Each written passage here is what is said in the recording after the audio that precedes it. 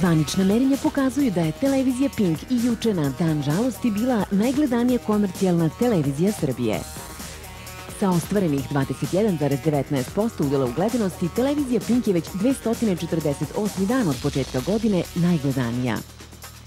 Među 10 najgledanijih emisija u danu našli su se 4 emisije televizije Pink i po 3 emisije RTS-a i televizije PST.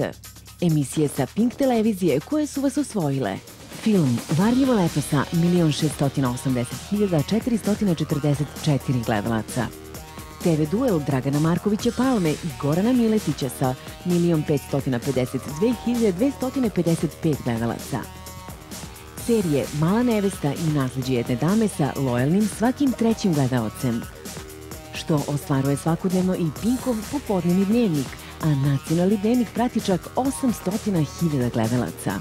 Televizija Pink, izbor građana Srbije. Hvala na poverenju.